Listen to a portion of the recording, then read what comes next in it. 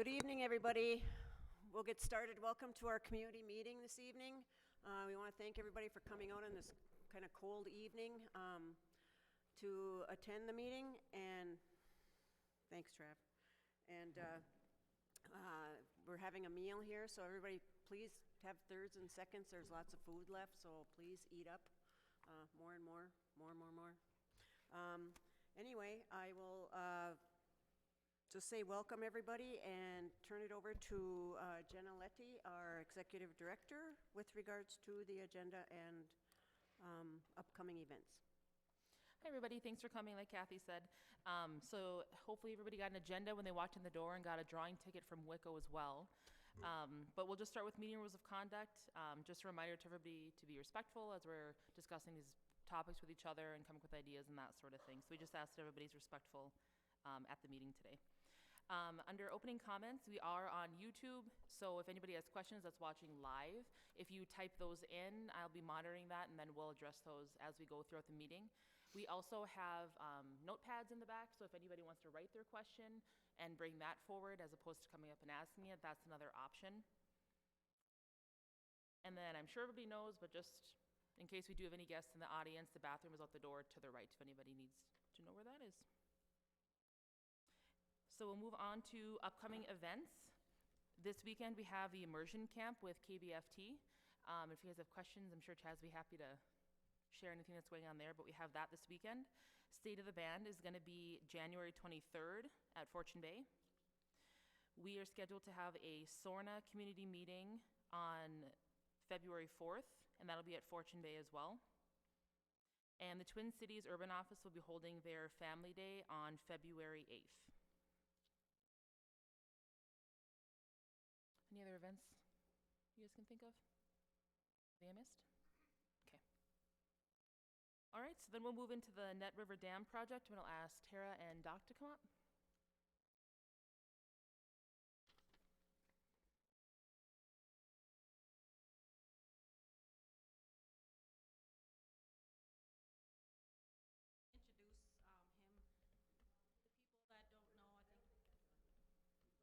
It's on, you might just have to talk closer.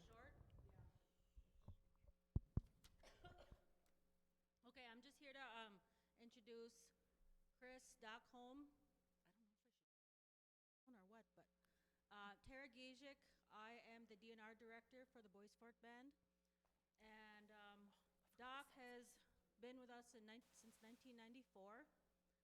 I think he was under Corey's leadership back then, and then he left in 2014 to go out east, and he returned to us in March of last year, 2019.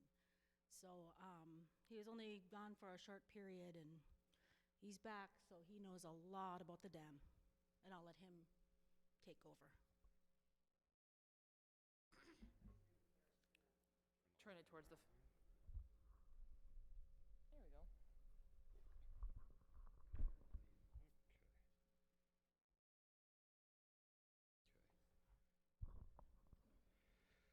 So hi everyone, it's good to be back, it's good to see you. I came back in March of this year, and exactly 1 month later, the dam let go, big surprise, so welcome back. I got an urgent call to come out because we had a water breach going on out there, and so we quickly figured out how to plug that hole up temporarily. And while we were at it, we had an engineer from Wenck Associates out of Maple Plain come up and look over things.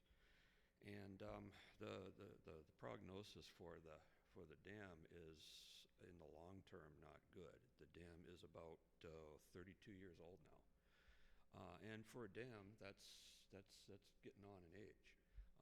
It puts up with a lot of stress and pressure out there every season with ice buildup against the gates and the structure. The structure, in part, the concrete in areas is starting to fail. We've had at least 2 instances of gates being pushed off the structure over winter due to ice. And those are real expensive to put back on. You know, I think the 2 gate repairs and replacements we did or something in the area of $40,000, okay? So we've asked the engineering company to develop a feasibility study to look at costs to do some work out there. The options are basically, there are three options. Sorry, can you speak either closer to it? They said it's hard to hear on Is it hard to hear? Okay. Yeah, let's move that up. Okay. So there are basically, from what we can see, three options to make some repairs out there. The first option is to put more money into the existing dam. Now, we can do that and we can shore it up for another period of time, but basically we've put, since we started working on that in, I think it was, maybe I wrote it down here.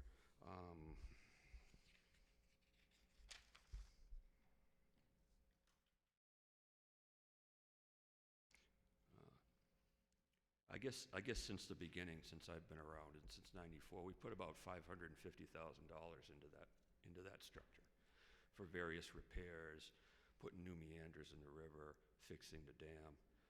And so we're going to keep having to continue to do that for, probably more frequently. Oh, thanks. Here we go.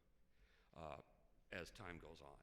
But that is one option, to continue repairing. The second option is to look at total removal of that existing structure, okay, and replacement with a new structure of a similar type.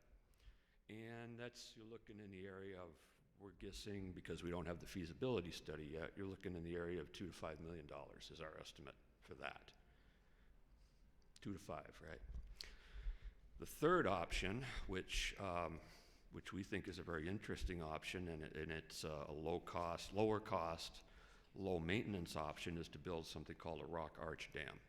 And a rock arch dam is nothing but strategically piled rocks with flow conduits and gates built into it.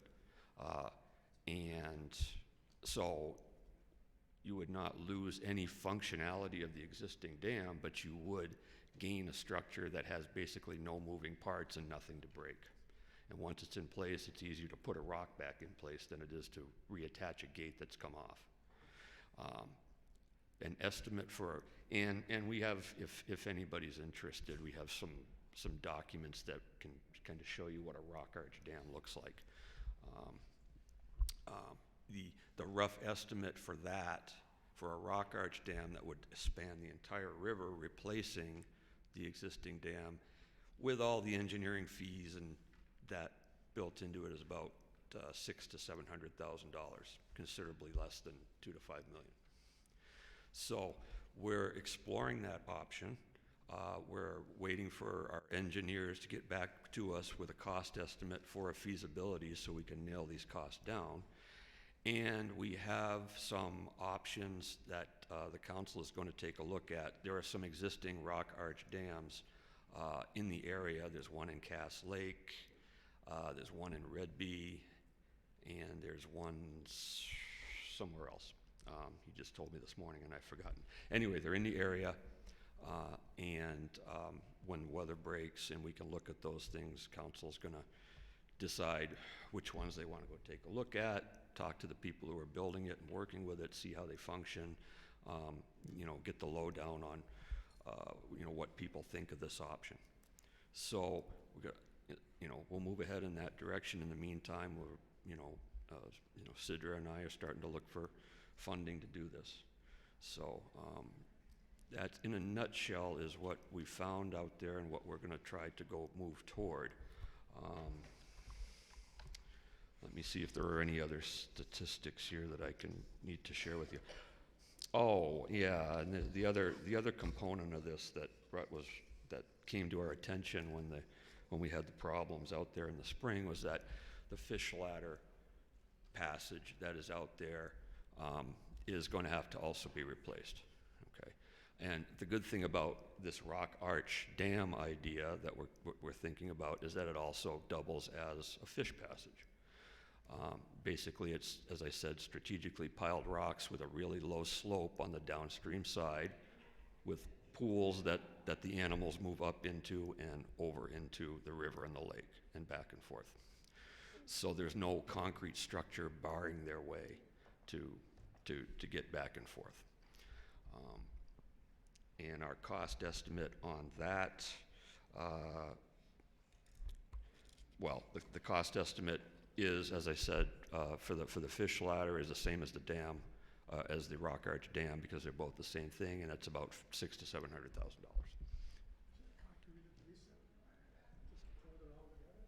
Say that again? Is it concrete adhesive to hold it all together? No, it's piled rocks of different dimensions that lock together. There is a liner that goes down first, and probably in a clay base, and then the rocks are piled against that.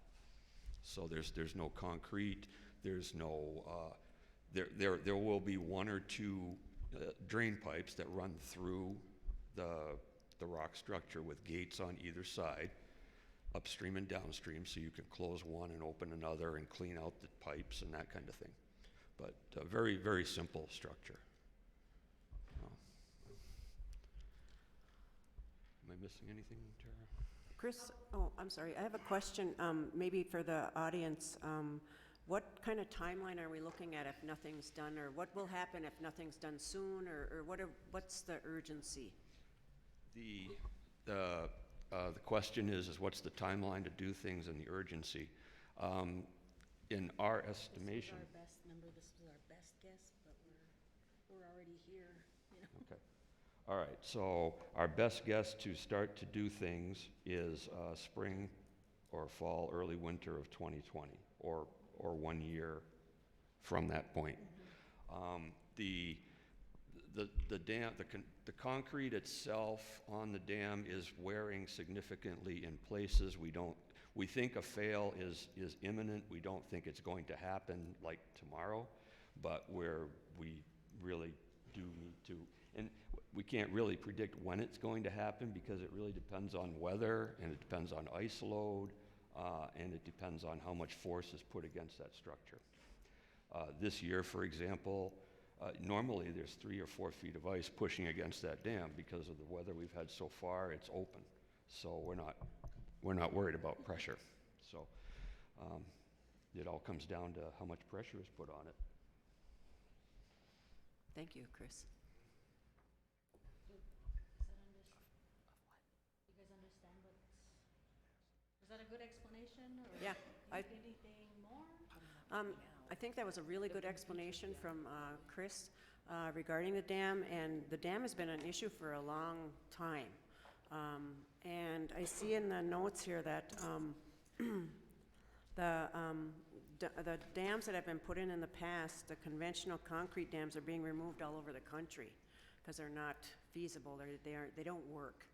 And had this system been done in the first place, which sounds like more of a natural system, I think it's a better way to go cost-wise, but also combining the fish ladder with the dam as a natural way rather than trying to do it in a mechanical way is a great plus.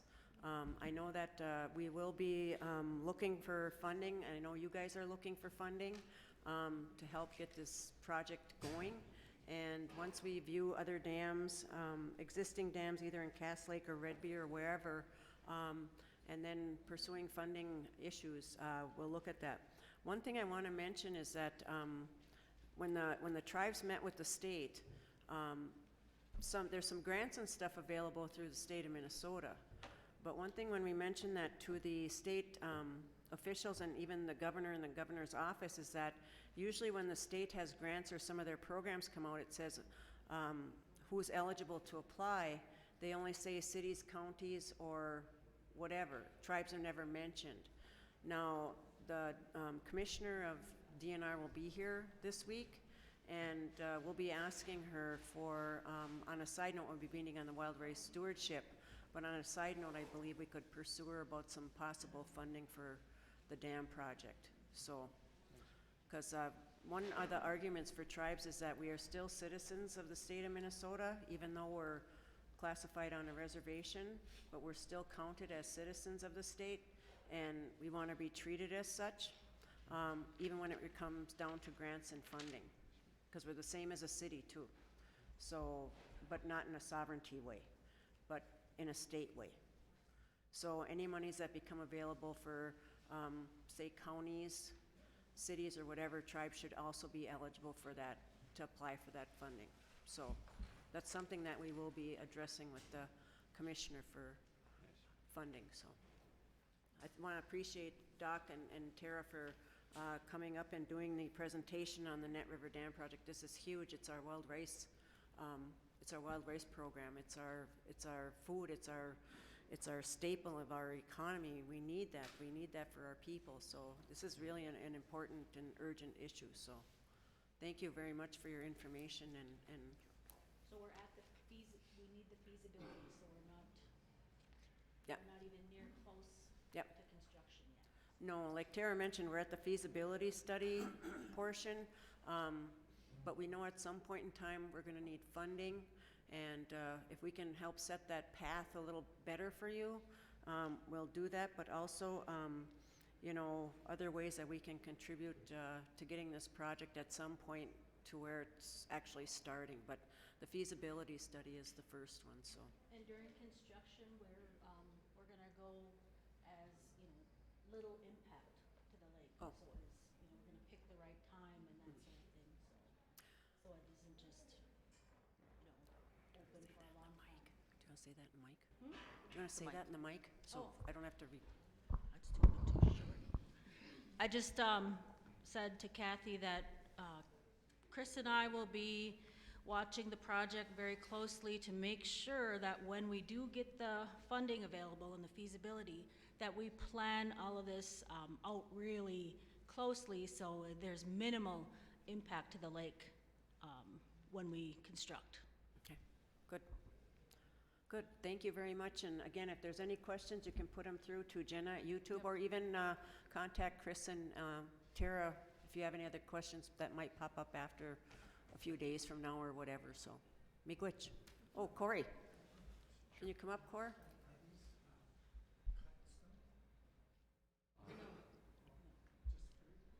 Yeah, so Stan's question is what is the stone what is the stone that we're gonna use? And it's just, whatever you call it, it's not cut, fitted stone, it's just regular stones and rocks, yeah. That's how that would seal, you'd think there'd be a polymeric sealant. Right. Yeah. Somewhere. Well, it's a reasonable question, and we'll have to talk to the engineers about it. And then in our visits to other dams, we'll. Yeah.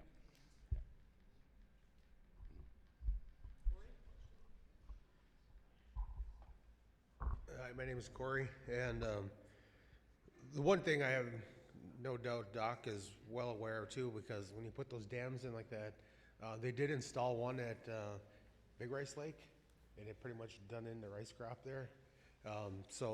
But I know, like you said, there's gonna be some piping that'll be in there, and hopefully they're at different levels, because that was the problem with our previous dam. We could only bring the gates down to a certain level, and that's how come our water level stayed at that point. And that's the reason why we had a lot of other aquatic species flourish and the wild rice didn't. But so I think if we have at different levels to be able to manipulate the water level at certain times of the year that we need to for growing purposes would be, because however low the lowest part's gonna go, that's as lowest as the water will be. And so that was why we switched the gates to go from the bottom up, so we could manipulate that level a little bit. We'll have a bit more flexibility, but I mean, Doc is well aware, and moving forward, I'm comfortable with Doc, helping guide this process. Otherwise, if it had been somebody else, I would have been a little apprehensive. So anyway. Thank you, Corey. And I think what might be helpful in the future, once we get that feasibility study done and look at some existing processes, or the rock arch process, that we somehow do a presentation or put something on the website that shows exactly what it looks like and how it's gonna operate. So like Stan's question, I just can't see how rocks can, do that without moving or whatever. So maybe if we could put something out once we know and see and then get pictures, because sometimes it's easier to understand it if you can see it rather than talk about it. So we'll hopefully get that once we move forward with this process and make the community aware of it, because like I said, the rice is really important to us. So Because my thought was, as long as there's,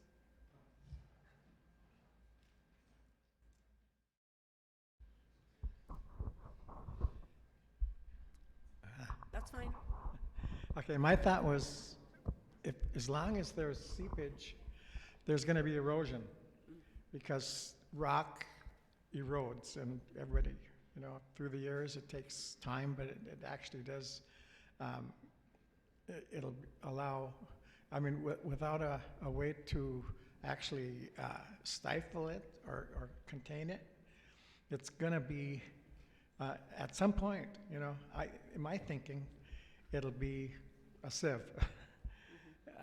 But that's just because I can't envision it. I guess. That's, I was just gonna say that, you may think it erodes, but concrete erodes much faster. And also, the rocks that we do have, if anything, we can adjust them. So Oh. we can, if something's, we can add more, we can take less. oh, yeah, okay, So it's not just one big structure and that's it. yeah, So, don't worry. okay. The base boulders of this thing, Stan, are estimated 3 to 6 feet diameter. Chris, can you mention that in the? Sorry.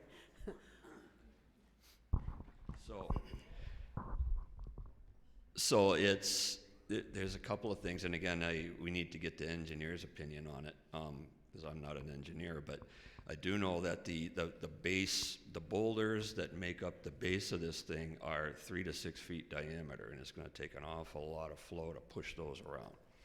And the other thing is that the static flow or the static pressure against the arch is not going to be like against a flat concrete wall. So when you get ice formation, it should shear up and over and not push against the concrete. And hopefully that will slow some of the damage. And then if a rock comes off, as I said earlier, well, it's a little easier to go in with some kind of a machine, pick it up and put it back in place rather than put a new gate on. So we'll find out more as the feasibility thing comes together. Well, if it's successful for some people. Right. We basically wanted to bring this up because it is a huge issue, and it needs to be looked at and dealt with. And the more that we can let the community know, and the people that access the lake for ricing or whatever, duck hunting, or because it does affect all of us, but it's going to take a while, and that's kind of why we're bringing it up now. Winter time is we're talking about a dam. But it's important, and we need to start planning and figuring out what we're going to do ahead of time rather than being more proactive than reactive, I guess. So I want to say thank you to Tara and Doc and the questions and comments that were made on regards to the dam project. Thank you. I was just going to point out that to maybe put that drawing that we had, you guys gave us, put it up on a website to give the band members a visualization to see what it's going to look like. And also, just to mention that before we build this dam, this fish ladder thing, is to have a ceremony first to explain what it is that we're trying to do to the spirits, so that they understand what we are trying to do. We're trying to preserve the lake as best we can, and I think that would be the proper thing to do.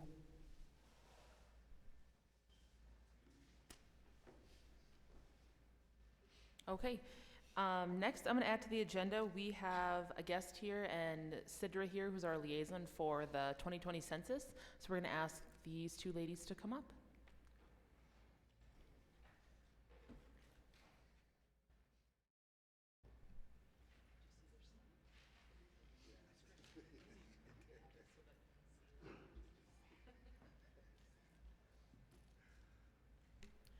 nice sign.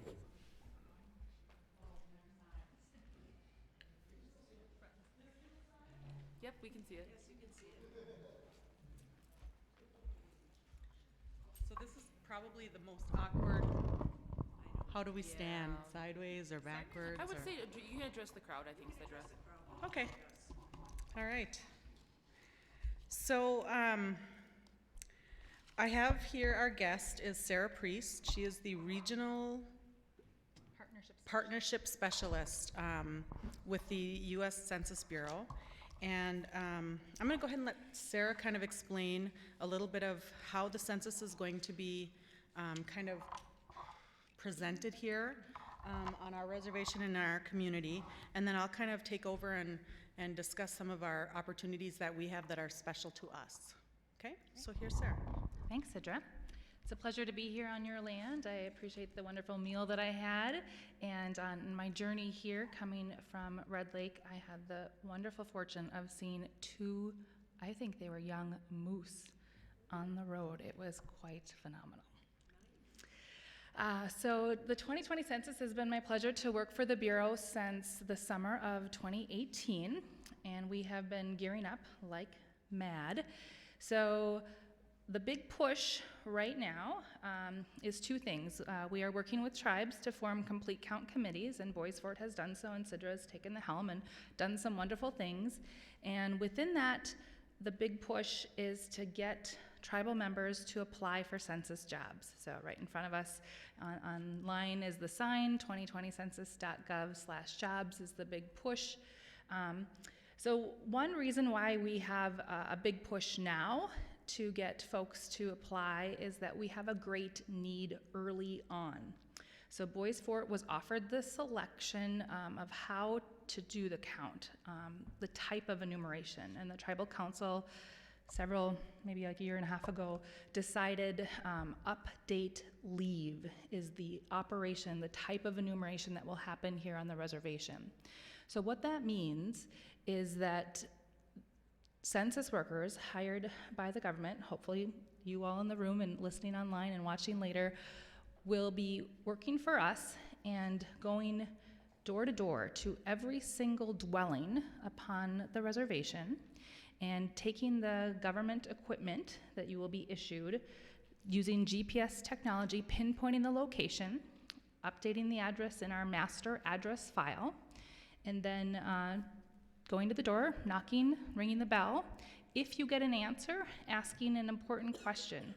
Are there any additional living quarters within the dwelling or on the property? So the Bureau is working to find out every single possible place where someone could be living so they get the opportunity to respond to the census.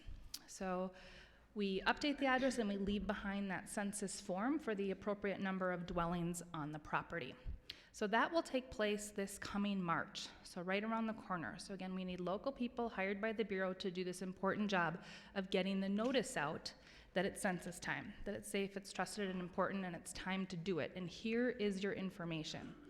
So if you haven't heard, this will be the first decennial census, the every 10-year count, that will be able to be completed in one of three ways.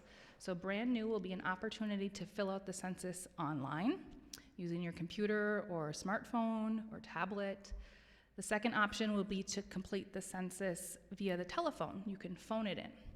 And provided in your packet at your home will be the third option, the old-fashioned paper census. So you'll be able to mail it back. So we need census workers to deliver the census invitation to respond, and that will give households through the end of April. So about a month and a half to get the census done, and then we need folks to go door to door to the households that we know have not answered yet.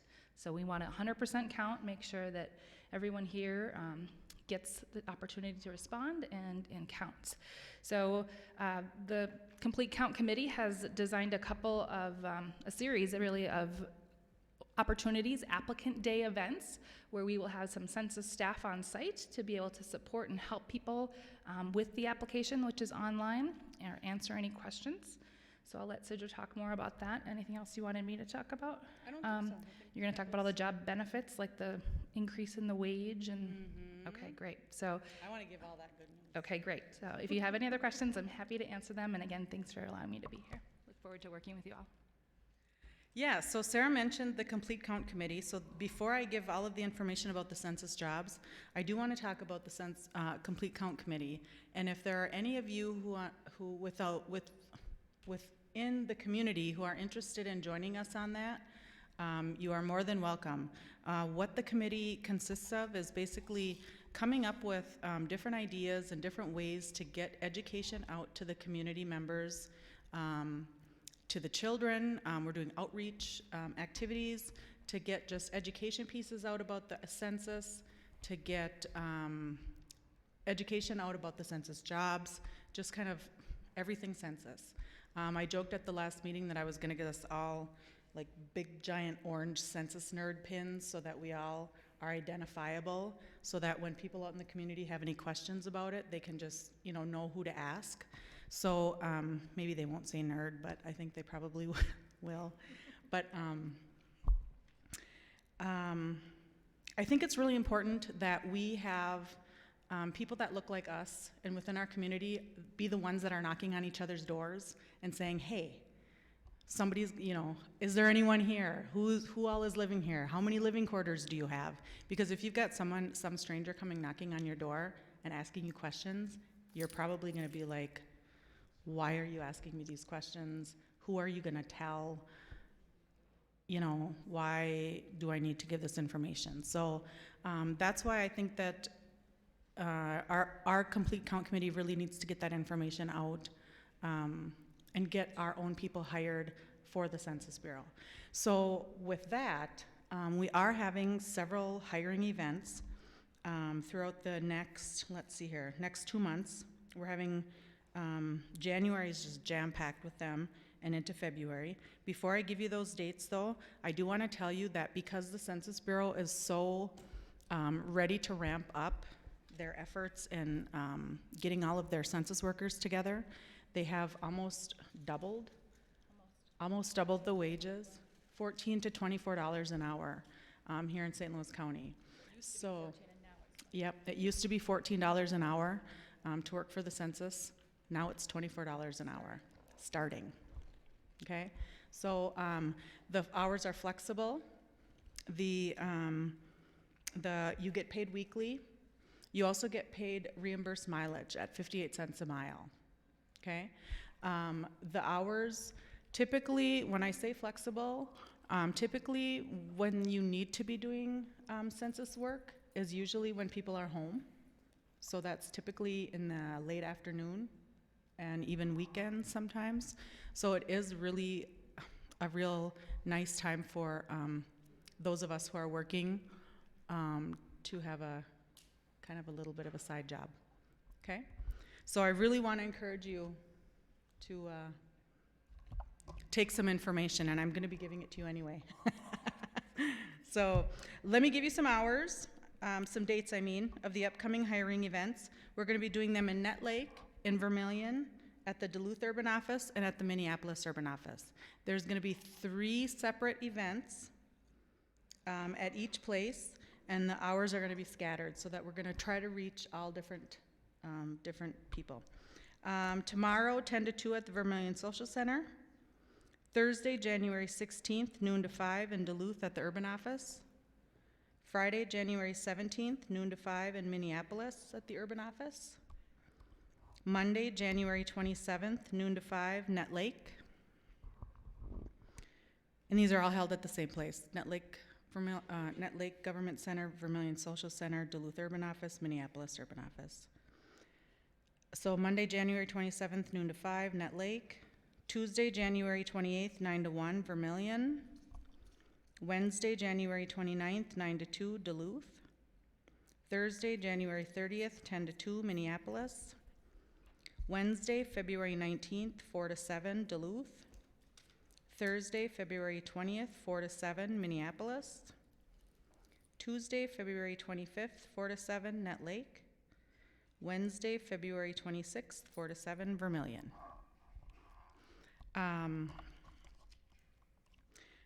We We also have a real push in Indian country to get our natives counted. The native population has been so undercounted historically. We've lost out on trillions of dollars in funding because of it. And it's our time to get counted and to be counted truthfully. We also have an opportunity this year to identify by bands.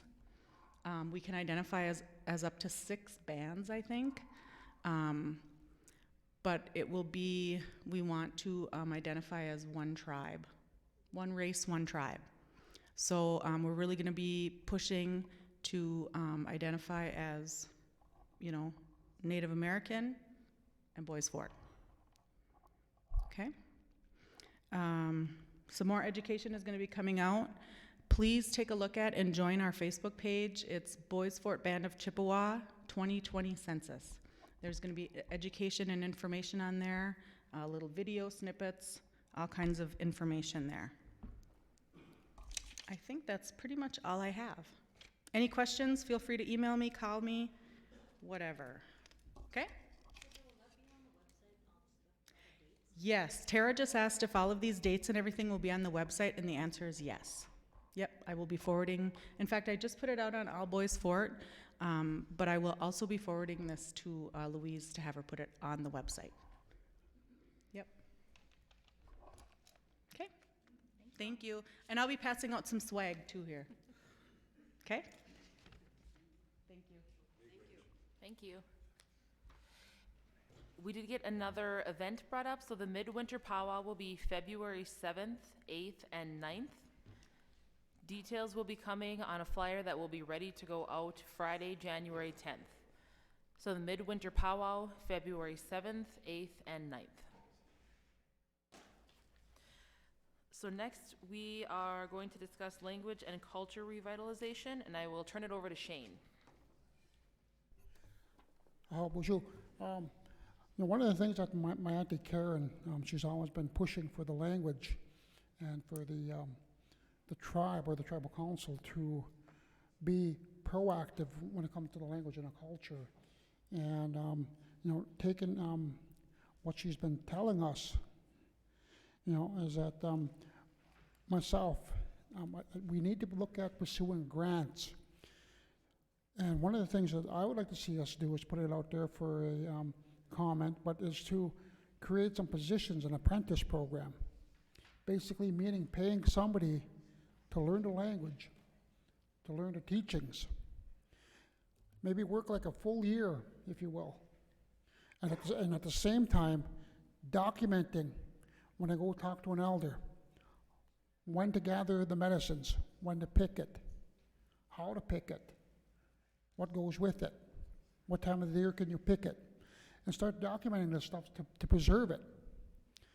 Because a lot of this knowledge and teachings that's still here, but it's starting to slowly go away because we've got a lot of our fluent speakers that are getting less and less. So we need to do something, do all we can to try to preserve what we have. We have some people that learn from, other speakers from wherever, and that's good, that's great. But we got to do what we can for our own language, for our own teachings. Because in 20 years, is there going to be anybody left here to speak that's going to be fluent? Is anybody going to be left here to carry on the traditions? To know what needs to be done for our powwows, our midwinter powwows? It's a scary thought if we keep looking at it. If you look at it, really look at it, there's not many left. There's not many left of our fluent speakers. And we keep saying, yeah, but nothing's being done. We got to quit saying yeah. We got to start doing something. We need action, period.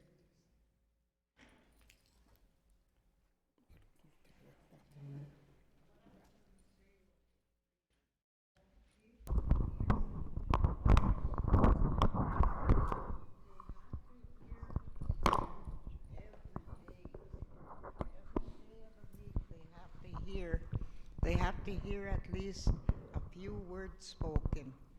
Like, she helped me get my food, and I while we were going, I was explaining all the foods we were eating, the utensils. And I've been doing that to people, trying to teach them, you know, and Chaz here, and he's pretty well into it, because I go up there and I talk, but you need to hear it every day. That's the only way. Otherwise, you know, like I asked Jay, he come in, and I asked him in Indian to go get me some water. The gabi doon ni big, I told him, and he went and he got me water. So I know he's learning, and you know, and it gotta be in here that you wanna, and like use RTC up there. Use, you know, you should have somebody come in and talk with you every day, even for an hour. I can't hold it. You know, just even in the morning, in the afternoon, you know, if you are around. But if you try that for 6 months, I guarantee you will be knowing what somebody's saying, and then you will catch on yourself. And we don't have much time here, the elders that are here now, you know. Like me, I'll be 75 next month. And Harvey will be, you know, we're getting up there, and we're the only ones that speak the language fluently. And then there's going to be Jay, Chaz, Shane, maybe, you know, that will keep this going when all the elders are all gone. If, you know, we can, but that's what we need. I don't see nothing going. I don't see nothing at all.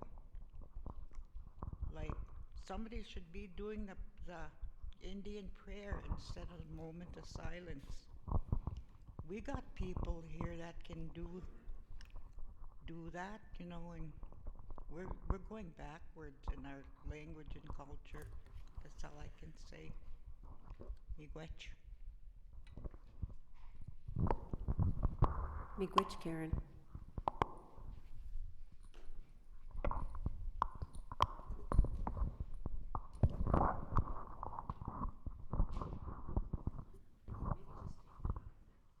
Keep it off. All right.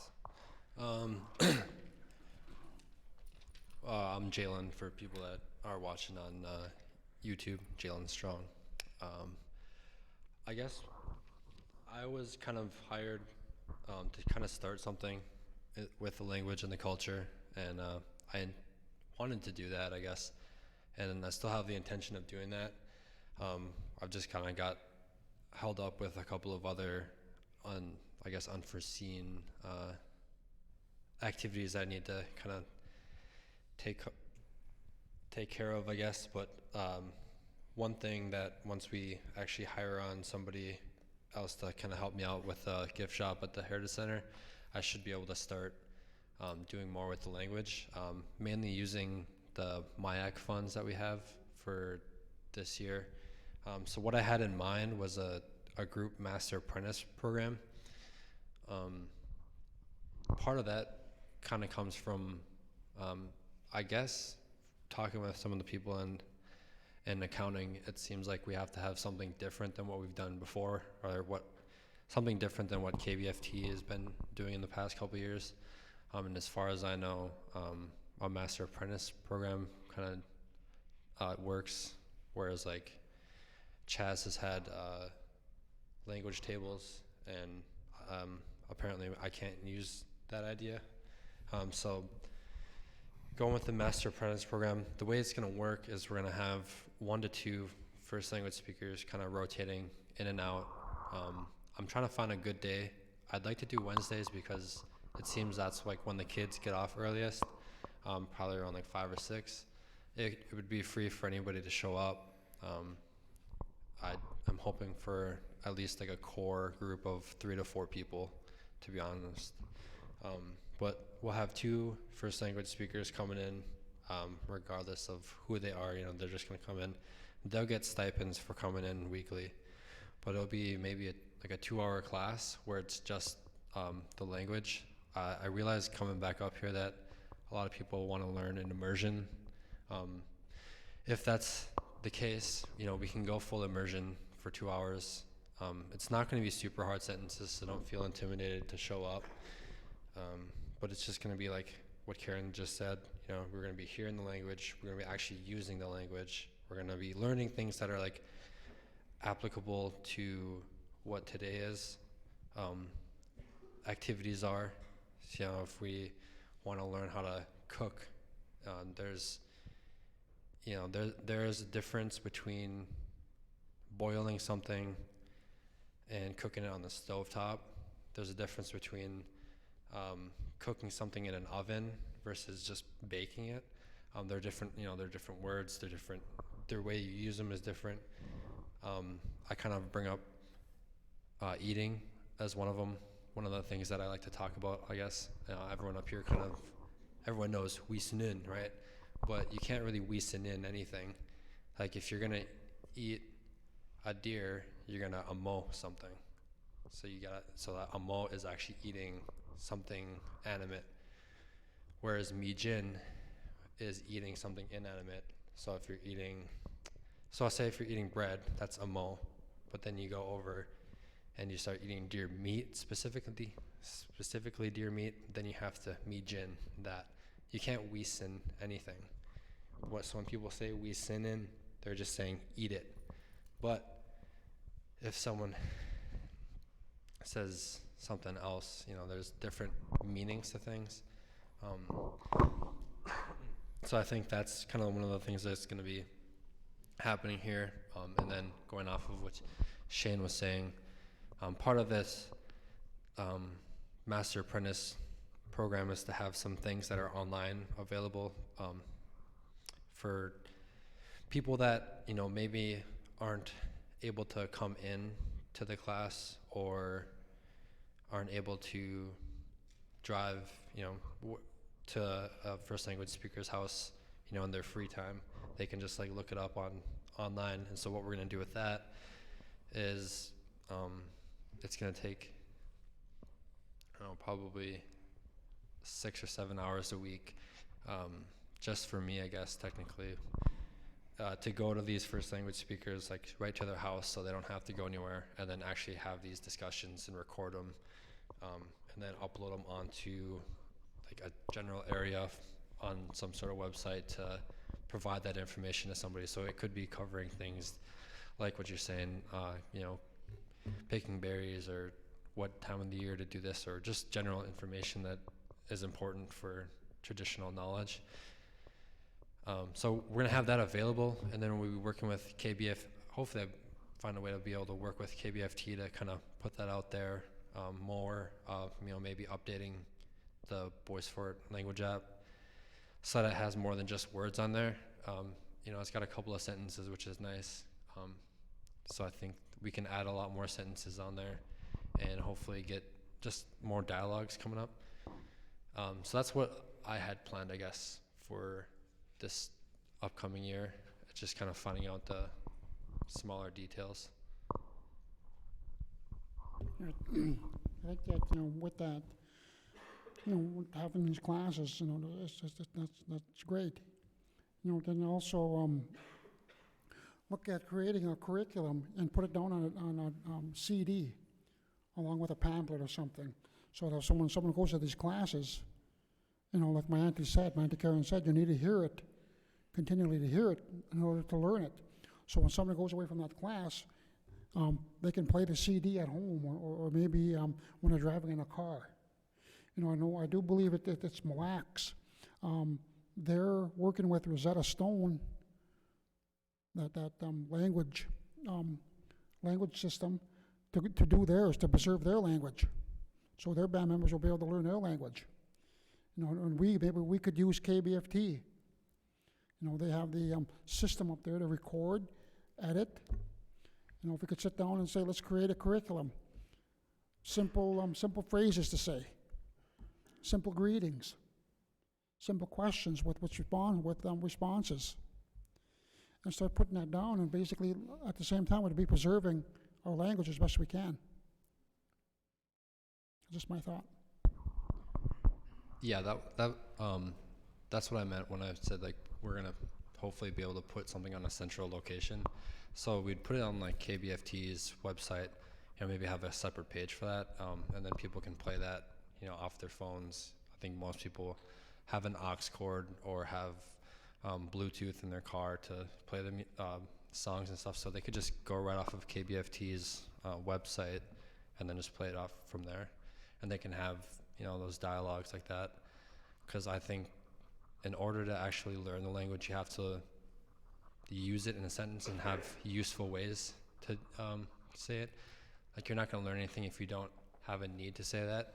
So if somebody doesn't go canoeing, they're not going to learn. They're probably not going to know that many words for canoeing, but everybody's borrowed money from somebody at some point in their life, and I know Karen does that with the kids that stay with her. They have to ask her in Ojibwe if she has any money that they can give her. And I think that's a good topic that I'd like to kind of go over. Something simple, something useful that people use every day. They have to clean something every day, whether that be like taking a shower or, asking somebody to get ready for the day. That's just something that's everybody can use on a daily basis, that they can hear on a daily basis, that is applicable to what either they're doing, maybe what their kids are doing, or just whether that's greeting somebody in the hallway, like, hey, what did you do today? What are you going to eat tonight? Or, whatever it may be. Just something like that.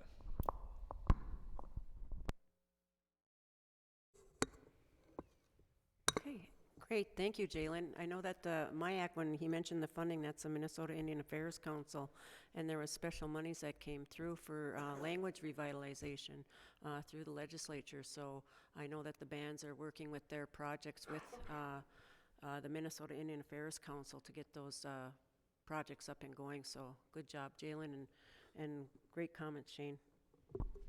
Thank you. Corey? And then I would like to hire somebody. I think that's kind of like where my dream is at. Maybe within 1 year, couple of years. I've talked to Chaz about maybe running the Master Apprentice program, but having somebody other than just me, so that the knowledge that I learn isn't just going to be held in my position. And then if I leave, or if whatever happens and I'm not in this position anymore, that it's just not lost and we're all starting all over again. I'd like to have at least one other person. I think the hard part is just finding money to cover the fringe of everything. It's kind of nice working for tribal government if they pay full benefits, but it's hard to program a position in there if you're having to pay those. But it's part of the job. The one thing that I mentioned is, I have Dr. J, but a couple of years ago I was able to go with Eddie to the Tribal Native American IT conference, and at that point that's where I was exposed and saw where like Facebook and Google and all these stuff have native languages there. They were just starting to come around to Rosetta Stone and stuff, and I know at that time we were still even struggling here to put a language on a iPod or something, and but I think as we move forward, there are opportunities. So if you can find ways to send like Jay and Chaz to these Native American IT conferences that are national, where they can be exposed to some of these and see, and how did these tribes get their languages on our iPhones, on our Samsung phones, Android phones right now as it currently exists. It's there, just not in our language. But it's a good exposure to see what we're, because when I came away from that, I was like, because I saw the track that was on there and I was able to sit in on it, but we're nowhere near to as where we are right now, I guess, so that'd be a well worthwhile expense to send people to those. It's always nice to see what other tribes are doing or what the technology is out there with regards to, because it changes every day and constantly. And like Corey said, I think it was Tribal Net is the training that, where all the tribes' IT people go to, information technology. And I think that might be a good idea to do that, because we do need to preserve our language, and there is technology to do it. We just have to make sure that we get access to it and pursue it. So, good idea. Thank you. Okay. Next, we're going to move to the Code of Ethics. So this is just an update for everybody. Thanks, Jalen. On our update to the Code of Ethics. So the Code of Ethics is supposed to be updated annually. We do have a committee that started. We've got a group of about 5 people that are on the committee. We've got Tara, George Strong, Wendy Drift, Lance Hill, and Doris Isham have been working on it. They started at the end of 2017, it looks like. And we have been making ground on it. We sent it to legal, got it back, put out for public comment. So we do have another meeting scheduled. I believe it's the 21st of this month, where we can get legal, the committee together, take a look at it, try to hammer out a final draft, and then go from there. So we're thinking that our goal for completion will be March 1st to get it to the council and get it approved and get it out to everybody. So, but we'll keep you updated on that. Any questions, comments, concerns on? I think you should explain the process so that if somebody did violate the Code of Ethics, where does it go from there? So it was suggested, and in the Code of Ethics, the draft that they have, and the public, it was put out to the public, so everyone had the opportunity to see it, is that it would go to judicial to kind of do the investigation and come up with a conclusion, as opposed to coming to the tribal council, which is the way that it's written now. So it'd take tribal council out of it, and it would go to the court system, and then they would work through the investigation. So that's the draft. I also think I need to point out too is that there is a resolution in place that prohibits the any tribal council members or the tribal council from getting involved with the tribal court cases, and also with the ICWA cases. We can't get involved with that. So I just want to point that out. Good on that? I just want to make a comment that with the current Code of Ethics that was implemented years ago, is that it really never got updated. Like, it was supposed to be done annually, but it just never was. And it really needed processes in place, because it really wasn't defined with regards to processes or time restraints or time lengths for responding and that kind of thing.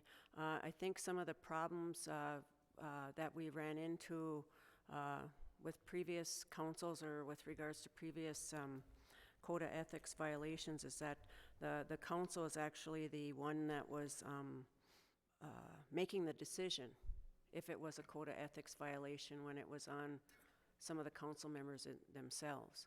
And I don't feel that's the way it should be, because if it's against a council member, then that council member should not be allowed to vote on it. But they have been allowed to in the past. But it does need updating. It is outdated. It doesn't address some of the newer social media maybe issues, or things change rapidly, and this code has not kept up with that. Hopefully with the meeting coming up that between the committee and legal, and they can get that resolved and get a final document out there that will serve its purpose. So I just wanted to make that comment.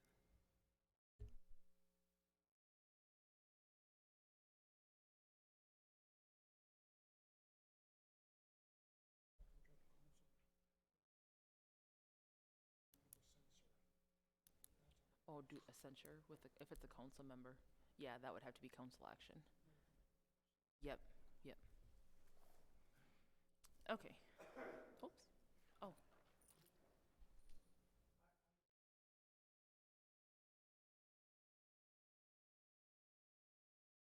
There you go. I missed the first part, but is the Code of Ethics, is this a revision now, or? It's an update. It's being revised to be updated, basically, because it does say in the Code of Ethics that it will be revised or updated annually, and that hasn't been done since it's been implemented. Okay, I was just wondering. A lot of people, the other issue I think too is if it's going to be for strictly council, tribal council, and employees. But legal has said that the personnel policies handle the employee portion, and that the Code of Ethics would be used for tribal government leadership, the RTC. Tara? Okay. Tara?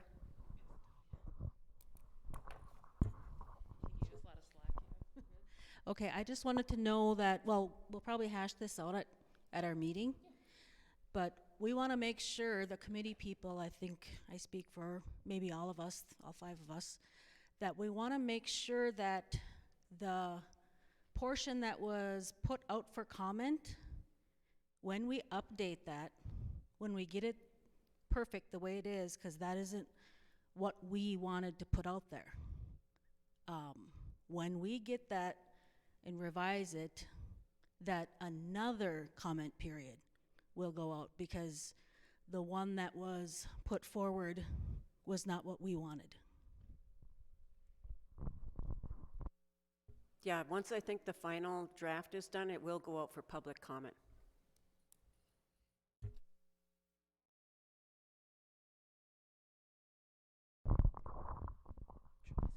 Yeah, I just wanted to say that the committee met on several occasions and went through line by line the old Code of Ethics and made some recommendations for updating.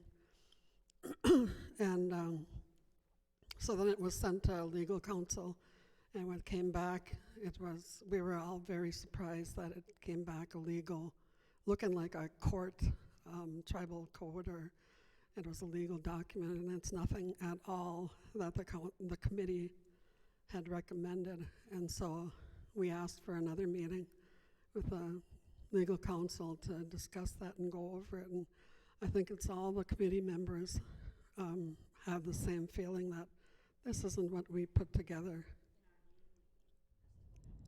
Yeah, and our name has to go on that, and we can't say that we can't sign it because we didn't recommend it. Yeah, and I think too that now for the audiences and for the YouTube audience is that with regards to the legal counsel, for those that maybe not know, but a lot of people do know that our tribal attorney has passed away, Mark Anderson.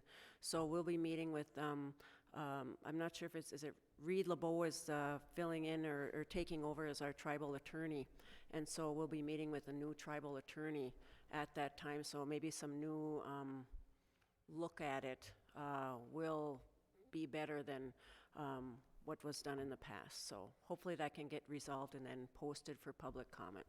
So just so you know that Reed LeBeau will be the tribal attorney that will be meeting with the committee.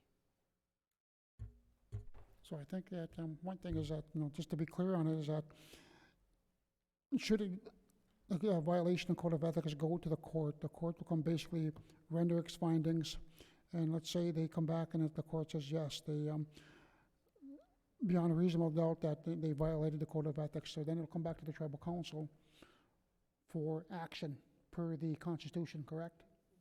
Okay. Correct.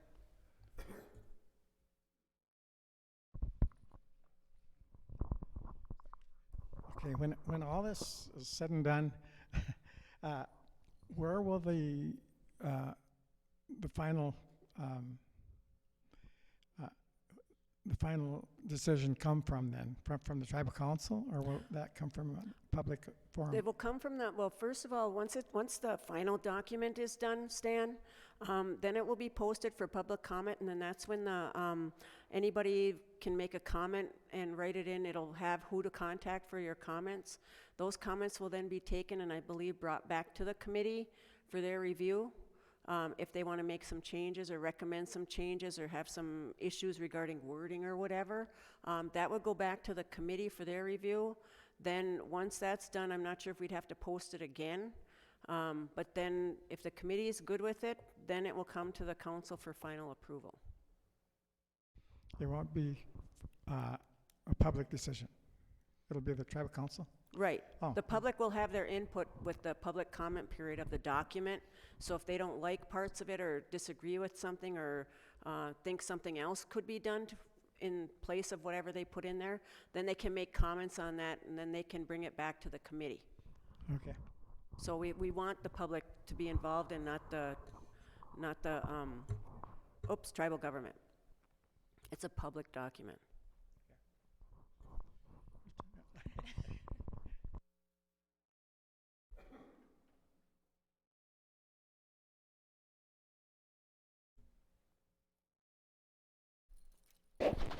Okay, and then the last thing we have is the tribal code update. The judicial department for the reservation received a CTAS grant, and in that CTAS grant, I believe it expires next year, but within that was the allocation of dollars to update our tribal code. The tribal council did meet with Ben Pachito, is the attorney that's doing the tribal code, and basically, before Mark Anderson passed, they basically went back throughout the years and looked at every resolution that was passed regarding the tribal code and incorporated those updated resolutions into the code, along with other laws that have been passed, like the VAWA documents. They've updated fines, I believe, and offenses, and they've really done a lot. When Ben met with us regarding the code, one of the things that we discussed was the court system has been where it seems like you can get away with anything and nothing happens. That's basically kind of the reality of some of our judicial system. And so we really did talk with Ben about enforcing the code and making it more tougher with regards to sentencing and fines and adding in, making sure that everything's covered. It's really hard to, because you'll think of something one day and then you think, oh, we need something with regards to it the other day. It can be anything from down to dogs to domestic assaults, for example. I know one area that we really have a concern with is when there's plea bargaining with regards to domestic assaults, sexual assaults, and battering. And what happens is those cases, as an example, maybe plea bargained down within the court system, and they don't show up on a person's record because they got instead of domestic assault, it was put down to disorderly conduct. And so when we're doing backgrounds and all that information, it's not showing up as domestic, it's showing up as disorderly. And then also one thing that we've talked to the prosecutor about, because we did meet with the U.S. Attorney about 3 weeks ago, a month ago, at St. Paul, the whole tribal council, and we discussed about those domestic assaults, because if you get 3 separate domestic assaults, then it's considered a felony. And then the U.S. Attorney's Office can take it from there. But if those domestic assaults are plea bargained down to disorderlies, they're not counted as that. So we really want to send a message out to the people in the community that we realize that there's issues with the judicial system, with our court system, with our tribal code, and we want to toughen it up, and we want to make sure that those individuals that are committing those offenses realize that it's not going to be the same way it's been, because it's not working. And so on the flip side, we did meet with the U.S. Attorney because we're not Public Law 280, and so the Bureau of Indian Affairs and the U.S. Attorney's Office and the FBI are involved for more severe cases when it comes to that, and we also had a concern there because a lot of our cases don't get prosecuted on a federal level when they're really bad cases, and that also puts puts a notice out that you can do anything and get away with it, and we don't like that, because we feel that whatever happens here is significant, but yet at the U.S. Attorney's Office, they might not think of it as significant because it's not a big case, but it might be big for us. And that goes down to the drug offenses and everything else. So there is a new U.S. Attorney. They have hired more staff at the U.S. Attorney's Office, and I have requested, and the council requested, a 10-year report from the U.S. Attorney's Office with regards to how many cases they've prosecuted that have been sent to them from Bois Forte, and I bet you will see that I don't think there's that many at all in 10 years, and that's kind of sad. But you know, we want that information because we want to show them that what we have happening here may not be significant for them, but it's significant for us and the safety of our community, and that we really want to put the word out that you can't come here and get away with anything, because you will be prosecuted and you will be held to the law.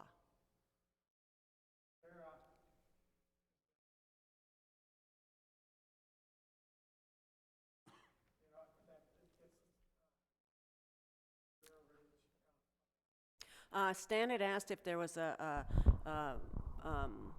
something in the code. Yeah.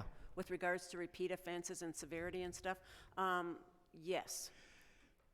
Because of my feeling that sometimes a first Repeat offense can be offenders. the last offense, you know, and so that doesn't, if we're going to have a real bad mark on their record for one offense, or maybe it was accidental or whatever, you know, but where I would do it is the repeated offenses. Yep. Then put some teeth in that, Yep. you know. Yeah. Okay. I think that, you know, when we met with the U.S. Attorney and the FBI and the BIA down there, one thing that we talked about was the statute of limitations on the federal side and also on the tribal side. And that ours need to basically mirror theirs. If theirs is 7 years and ours is 10 years, and I said, well, maybe we should leave ours as 10 years in case if we want to pursue it. You know, and as what you were talking about, you know, was to get more severe. Is if the domestic assault happens, first time, what happens? Is there something, you know, is there jail time? Second time, is it going to get worse or longer? You know, that's some things that we've been talking about and pursuing and pushing for our tribal court to do. Myself, what I would like to do is at the next council meeting is that I'm going to ask for a resolution that no matter what happens, if somebody steals from us or whatever, that it's pursued no matter what. That there's a resolution in place that it's already going to be pursued, period. No ifs, ands, or buts. And that's one of the resolutions I'm going to be asking for at the next tribal council meeting. It's basically in the best interest of the band. It's in the best interest of the band members. I know that Shane is somewhat talking about what's happened in the past is that there's been a lot of instances where cases have not been either sent to the FBI, or the evidence has been lost, or the tape has been lost. Some people have done allegedly things to the band, such as stealing money and stealing stuff, and it never got taken to court. And the other thing he mentioned is the statute of limitations. That also plays a part. We want to make sure that that these individuals are prosecuted or at least brought to court with those charges, no matter what. And we're trying to also look at technology again to help us in that manner. And so there's a lot that needs fixing, but the main thing right now is our tribal code and getting that updated, because before we always heard, well, it's not in the code, and law enforcement's hands are tied when it's not in the code, because they can't enforce the law if it's not there. And so that's really important. That's kind of like our foundation for basically the whole judicial system is our code. and to get it up to date and up to snuff and up to par with today's issues and like the Violence Against Women's Act. Those types of things, and the child abuse, neglect, those types of things. So it's really important that we be up to date with those, because like I said, it's the safety of our community and our community members and our tribal members and children that we need to take care of. So we want to make sure that happens, and we're very close. It should be coming out shortly.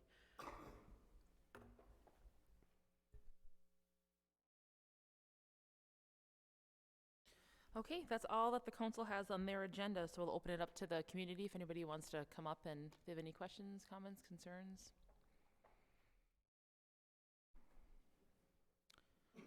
Did you put the microphone on the floor? Oh, that was over there.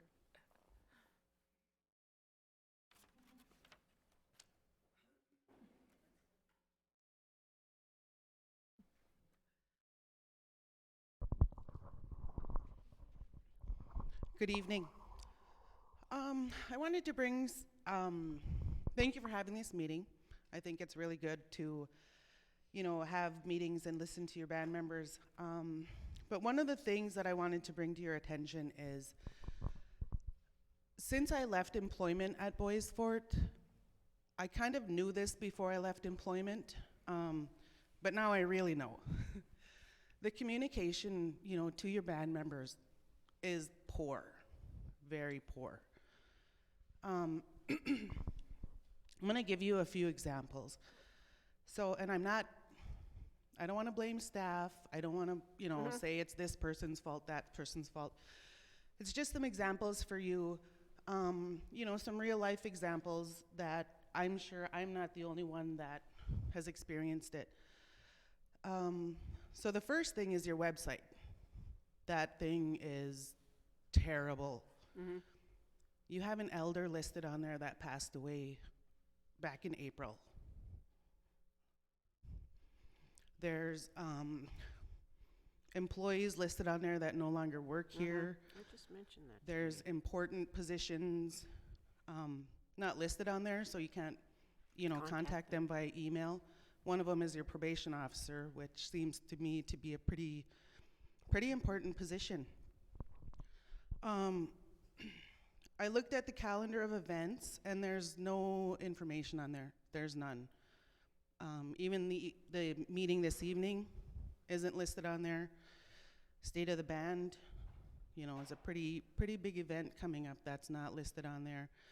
And so I was looking at the various other social media information, and that's kind of how you get the information, but as you all know, not everybody, Uses social media. does social media. Not everyone does Twitter, not everyone does YouTube. I thought it was great tonight when Jenna listed all of the upcoming events, but nobody, unless they're watching for, a specific reason and are really invested, they're not gonna really watch the YouTube, later on to find out that information. The other instance I had was with the garbage pickup last week. I've happened to find out by looking at Shane's District 1 representative updates. And so I texted my husband, who happened to have the day off and had the garbage sitting by the road, hey, there's no garbage pickup today. And he would have never seen that. Yep. Other Then Shane. People out at Indian Point who don't happen to look at Shane's page wouldn't have seen that. And the information somehow needs to get out there, especially with those day-to-day changes. Because, if it's a emergency shutdown at the clinic and someone can't pick up their prescriptions, that's a big deal. And I think this may have been fixed, but back on December 19th, I called the office, and the poor girl at the front, I asked for Edith. And she said, Edith who? And I told her who she was, and she said, does she work here? And I said, yes. Oh, where? And I said, well, she works in accounting. And she said, well, hold on, please. So she comes, I said, sure. She comes back and she says, she's not listed on my employee list, so I don't know how to get a hold of her. Can I transfer you to Renee? And I said, sure. And I know it wasn't her fault because it was somebody who, isn't from the area, immediate area. But, gosh, that's the first level of communication with your band members, your community, your outside agencies, your DNR commissioner, his, people calling here. And I'm not blaming her, but when I was transferred to Renee, she also didn't have the extension and said, hold on, let me run there and I'll get Edith's extension and I'll send you to her. And I said, sure. Now, I could have texted her, I could have called her, but that day she left her phone in the car, so I was like, oh my goodness, this is not good for the tribal government, and so I do hope that you guys come up with a plan, something, to get this information out to the community members, because if you don't work here, in this building, within this organization, you get very, very little information, and so I just wanted to bring that to your attention. I could have sat home and been crabby about this, that, and the other, and I thought, nope, they're having a meeting to open communication, so, bring it up, let them know, and, thank you for listening. Good. Miranda, I want to thank you for doing that. One thing that I really think is important is that, and this is my viewpoint, but it might be the tribal councils also, they can speak for themselves, but if we don't know about something, we can't fix it. And it's not looking at, oh, we didn't do that right, how do we fix that so it doesn't happen again, or how do we improve it? Because, Miranda is right. The communication to our band members has to be right. And you know what, Miranda? I did go on the website yesterday, and I looked at that website, and I noticed that it wasn't updated. I know that the executive director has talked to the commissioners about, or the directors, I'm sorry, about updating their websites, and then also I know we are working on putting in a new website. So we are going to be updating our old website to a newer website, but we aren't there yet. But I agree with you, there were people on there and positions that the people have changed, or their positions are no longer there, and there were no new positions. So, but the other thing is that I know that some of the things that go on, my garbage apparently wasn't out that day, but I know somebody down the road at Indian Point, their garbage was out, and I think it was still out today. That kind of came last minute that day, I believe, or the day before, that wasn't going to be done. But I agree, the day-to-day changes, we've got to figure out a system to do on how to do it better. I don't feel any ill will at Miranda for bringing that up, because she's pointing out something that we need to improve on. And in order to do that, we need to know about it. So I really appreciate that, Miranda. And thank you for coming up and not staying home. And making us aware of that, because that's one of the issues that we've been dealing with, is trying to get our new website up and going. And then it's taking some time. I know we're looking at, I just heard a discussion this morning on the website that we're looking for some pictures to put on that website to be community pictures, and to put on that website for the new website. So we're getting there, but we're just not there yet, but we can make improvements to the old one in the meantime. Thank you. Miigwech. Yes, I'll just say thank you too. Thanks for bringing that up, Miranda. If we could get something like that, get those, the state of the band stuff up by Friday, that'd be great. Dan? I also noticed the small little things. One of the things is we are taking steps to move forward, trying to figure this stuff out as we're going. The code of ethics, starting there, working small things. I still get your voicemail. I hear your voice every time I call down here. I say good morning. I don't know if you hear me or not, but there's small changes. I realize that things need to go on, and we're trying to do it. We're starting.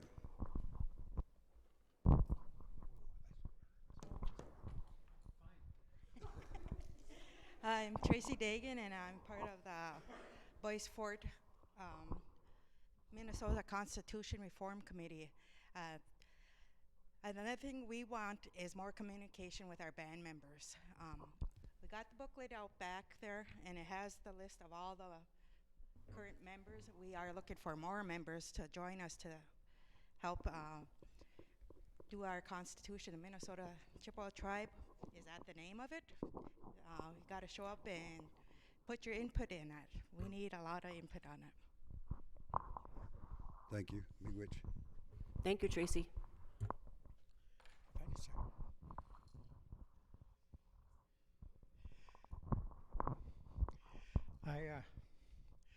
I was going to let this go, but I really can't. Last winter, my canoe was plowed by someone that was plowing yards. I don't know who, and I didn't see it until in the spring. And I thought, well, Andy was still here, and I talked to quite a few people. And they said, well, we have insurance for that, and so they should be able to, rectify that somehow. And so I think I talked to all the tribal council members, and they said, and Jenna told me to give it to the director of housing, which I did. And it didn't go well with her. And I thought, she said that she wouldn't turn it over to insurance because she thought I did it.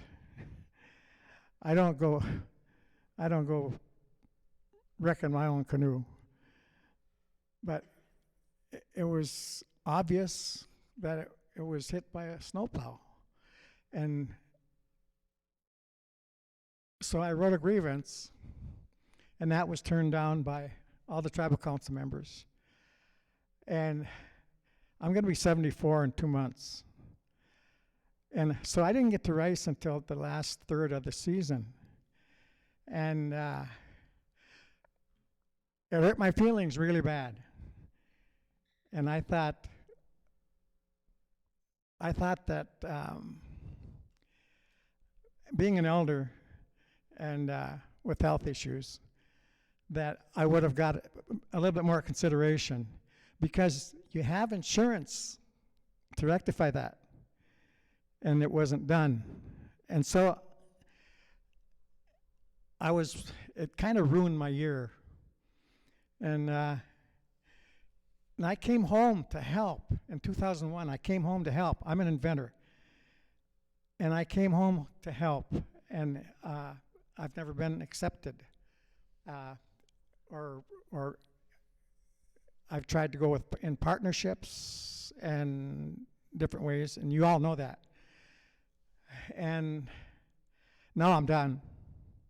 I'm not going to do that anymore. I'm going to look out for me. But I was raised to give back, and that's what I wanted to do. That's what I've been trying to do. And there's a stigma with my family here. I don't know what it is, where it came from, but it's been here a long time. It's been here all my life. And I haven't done anything wrong to anybody other than defend myself when I was younger. And I did that. I had to do that quite a few times. But I don't know what it is, and I feel like I'm being ostracized. I'm being whatever you want to call it. I think it's my last name, and I don't know why you would do that to me when when all I have ever done is try to help, try to make money for the band, so we don't have to ask for so much. And it's not working for me. And I'll be leaving. And maybe do whatever I can do with the rest of my life. But I feel really bad. That's what I'm going to tell you.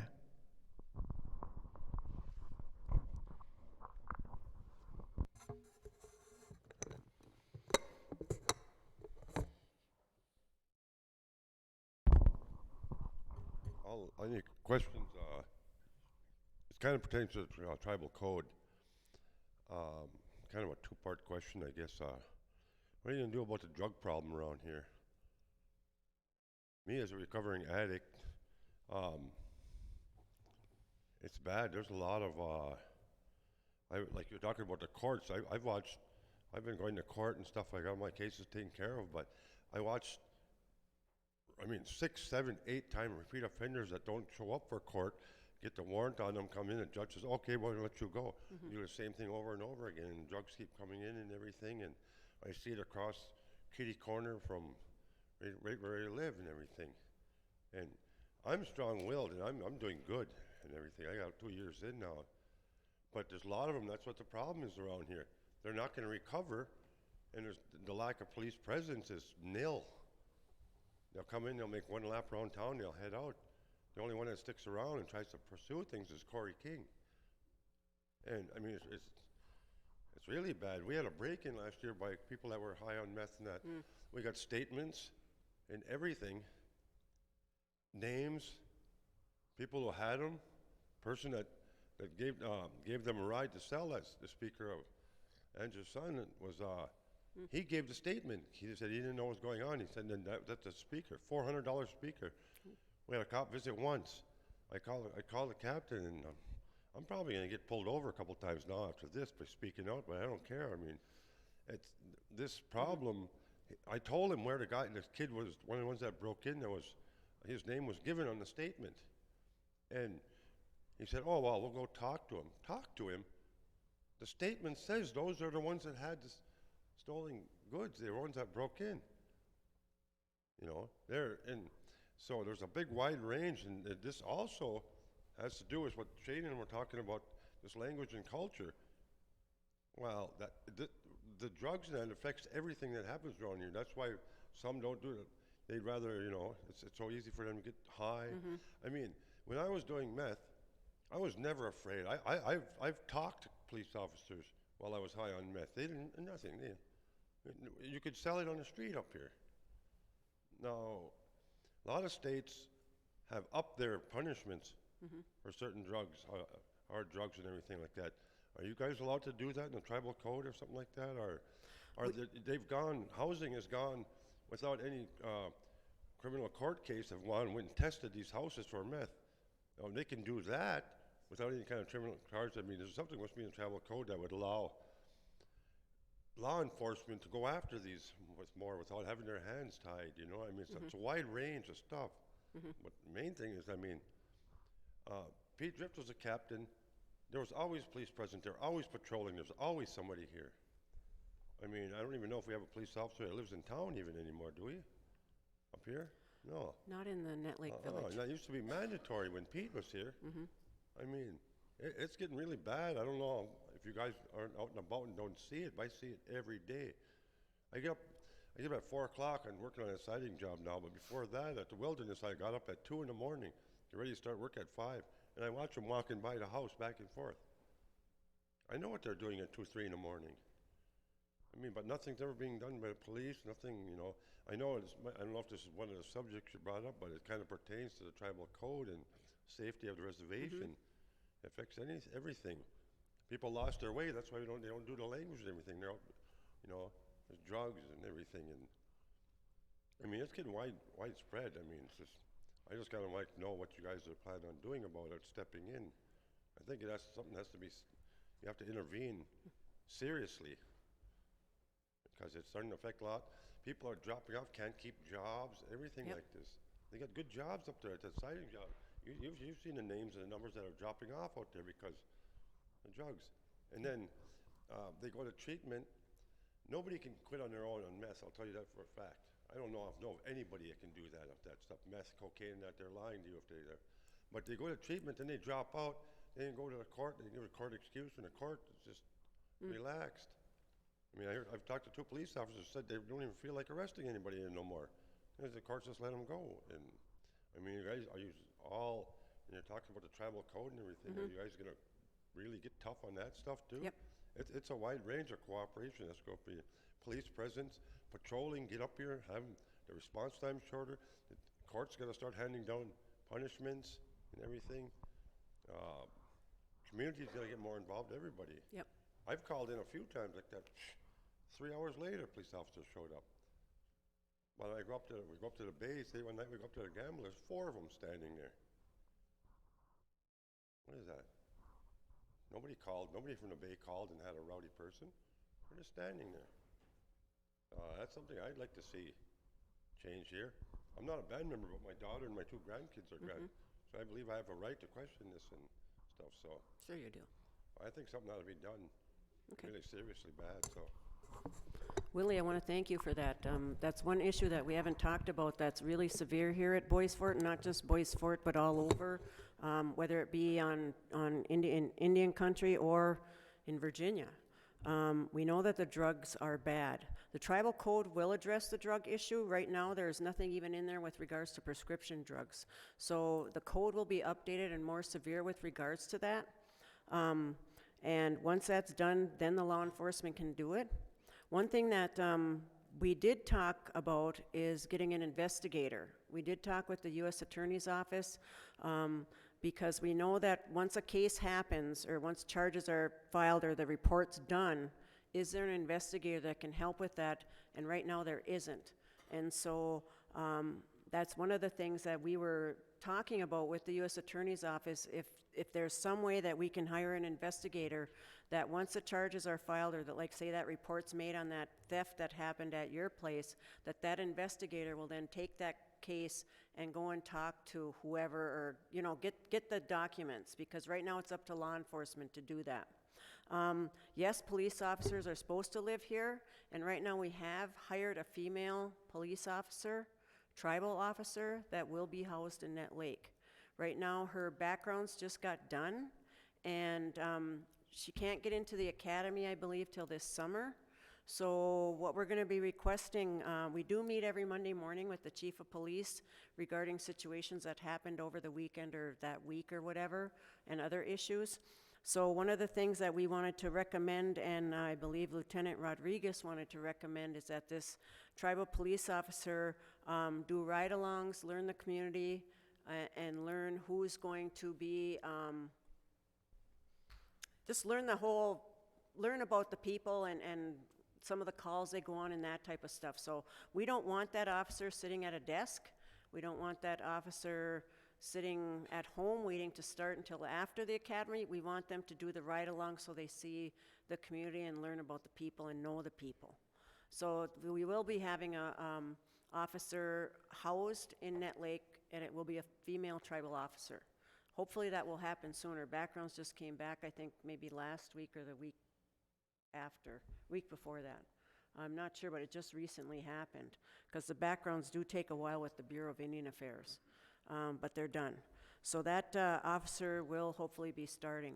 The drug issue, again, you know, we are trying to help with regards to the drug issue. Corey is our canine unit with our dog, and that's one thing we've done, but we can always do more, and we need to do more. And the community, I know part of it is that a lot of the officers say, well, we have to see them in the act, or you have to see them in the act to do it. And a lot of people, I've talked to people that I know that I say, well, why don't you say it? Why don't you tell? And some of them say, well, I don't want to be a snitch, and I don't want to get in trouble, and I don't want so-and-so any repercussions to come on me or my family. So I know it's strong here. I know it's a huge issue, but I think as a community that we need to do more. We need to do a lot more. I know that we were talking about, what is that program? Community Watch, or what is it? Crime Watch or whatever, Crime Stoppers or whatever. We need to do that. So on the flip side, there's the treatment side. I agree, Willie. It's hard, and I commend you for your sobriety. It's tough. It's tough coming back to a community where it's rampant. And I commend you for your sobriety, because it's good to see you well. But the drugs are ruining our workers, they're ruining our people, they're ruining our families, they're ruining our kids. So we are taking it seriously, but we can do more. And maybe we'll have another community just on the drug issue. Because we as a community need to get together to deal with this. You guys are the eyes. I mean, I know down my way, I have dealers down there. I can't catch them. They're coming right to my house when I had people there living there using. I couldn't catch them. They'd come when I was gone. I had things stolen out of my house, like others have had in the community. They're very knowledgeable when it comes to that stuff. So yeah, we've all dealt with it, and but we need to deal with it more. So we will address that, Willie. Thank you. Miigwech. Karen? Oops. And I realize we Hey. have stuff going on with the BIA. We have no control over the BIA. They take our officers out of here to go off on, what do they call them? Detail. Details. They send them off to Rocky Boy, to Navajo Nation, to all over the states. That's 4 of our officers at any time. Usually one of them is gone. One's on administrative leave. We're down 3 officers right now. Currently, we're down 3 officers. Hopefully, we'll have this fixed. But they did make us a promise when we were there that they would try to keep our officers here. One of the things is we have one of the best, I guess, best police forces. That's why they take our officers.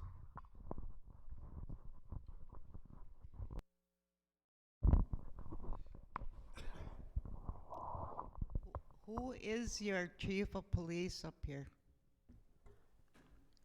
Jamie Burdick is our current chief of police, and he's been detailed out to Montana. Oh, So right now we have Lieutenant Rodriguez who's filling in. so his job is over there, not here. But that's what you guys should do, or don't you have no say-so? We don't have control over the BIA officers. They're hired by the Bureau of Indian Affairs, and what they do is they keep detailing our officers out, like Chief said. When we say detail, they can relocate them to where they're needed, and because our officers are available, they usually take them, and like Chief Burdick now has been gone for at least 2 weeks. So we got a month total. He's supposed to be gone a month total. And we told him that, because when we met with the U.S. Attorney, we met with the BIA, Brian Archdale, who is the head of the Minneapolis office. We met with the FBI and the Assistant U.S. Attorney, and then the U.S. Attorney and her assistants or whatever. And we told him that when they take officers from here, that's leaving us short. And that you can't put a price on the safety of our community. And even when we're trying to get the Sherburne County issue dealt with St. Louis County and the BIA is a totally separate entity that has control over the officers. And they also have control over where our prisoners go to jail or to lock up when something happens. And so we're trying to get our officers our prisoners sent to St. Louis County so our officers aren't gone for 8 hours. And then when there's court, they have to go pick them up for court, and that's another 8 hours. So if they're transporting people, that takes them out of the area too. So we're really at a loss there when those officers are gone doing all that, when they should be out patrolling. And Willie, I'll make sure that the lieutenant knows about the lack of police presence. And bring that issue up again, but we are short. One is on administrative leave, like Chief said, and then once the new tribal officer gets hired, she will have to be on a ride-around until she gets through the training. But the other ones, and then Chief Jamie Burdick is detailed. Well, you might as well say you aren't never gonna get nothing done here then. Yeah. It's that way. Well, the way it is because we're non-public law 280, the federal government takes control of our law enforcement. Red Lake and Bois Forte are the only 2 tribes in Minnesota that are non-public law 280.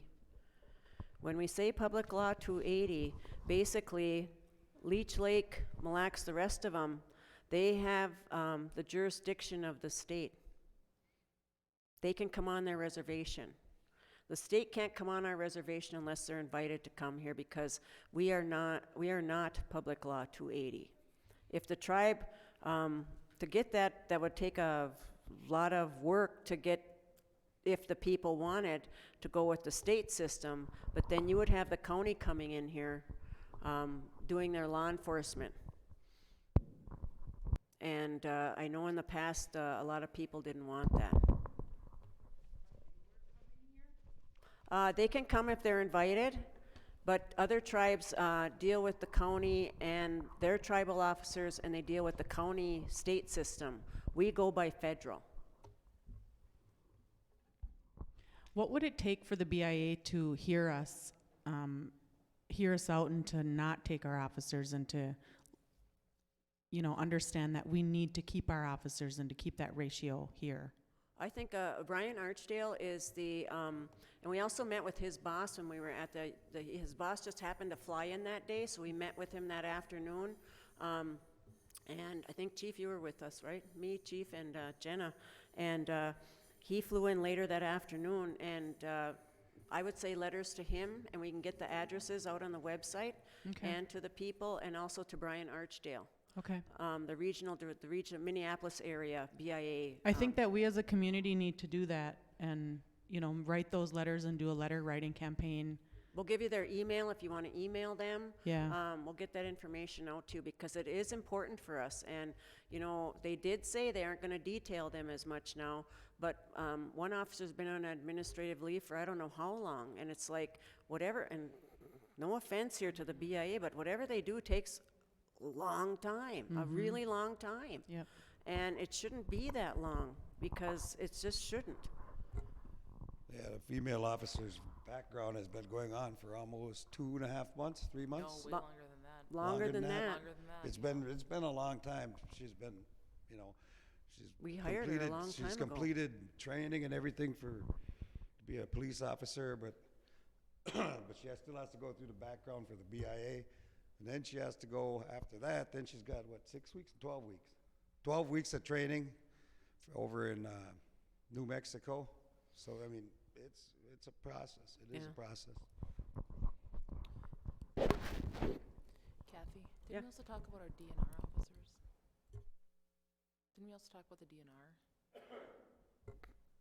There was also, we did discuss with the Brian Archdale and his boss, and we didn't have a chance to really talk to Tara about it a little bit, but in the event that we're short and an event happens, because our conservation officers basically go through that same training, and then additional training to be a conservation officer. In the event something really drastically happened, those conservation officers could actually be utilized along with law enforcement because of their training they've received. So that's something we're going to be looking at closely here. We'll be discussing with Tara, the director of the Department of Natural Resources, because those are her employees. But in the event our officers are detailed out and something happens, what are we going to do? Just as an option. So we did discuss that with the BIA.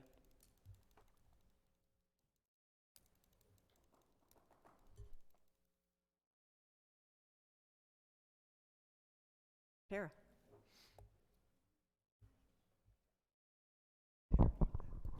Yeah, thanks for telling me. I don't appreciate being told that right here. I really don't. We have been in communications, you guys have been doing that, or somebody's been trying to take my conservation officers for quite a long time. 3 years, 4 years? You guys didn't even look at a conservation officer before that. You didn't take them seriously at all. Now you want to try to borrow them because I improved the program? I wish you would discuss this with me before the public even knows. I don't appreciate that. I'll just go right into it. That's why we're in this situation. The employees, they're not respected here. Tara, I know that our meeting with the U.S. Attorney was in December, and our apologies for not communicating back with you. The holidays have been kind of chaotic here, And then we had our government shutdown standardized and whatever, because of the December 20 date or whatever, so our apologies to you as a director. You've done a great job with the conservation program, and we're not trying to steal them, but in the event of a disaster or something is basically what we were looking at, utilizing them. And what we do is, as a community and as a organization, like we had the power outage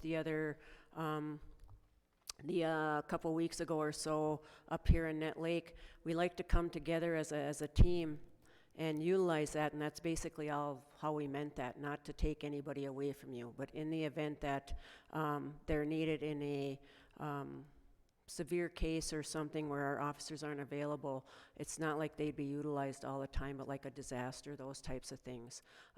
You've done a great job with the conservation program, and we realize that, so our apologies for not discussing it with you, but we'll make sure that we discuss it now. So,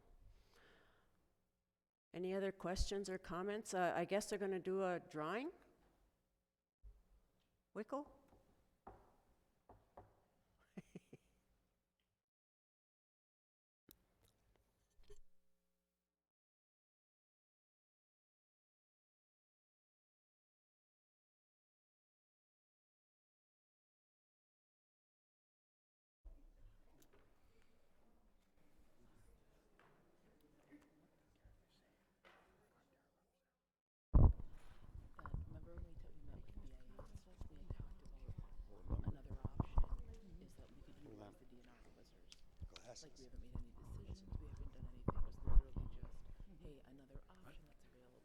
516-885.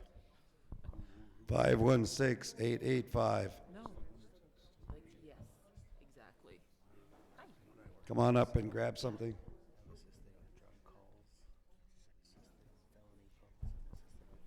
Yep. Yep.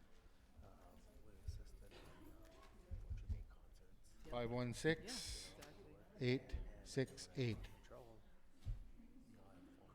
Sidra.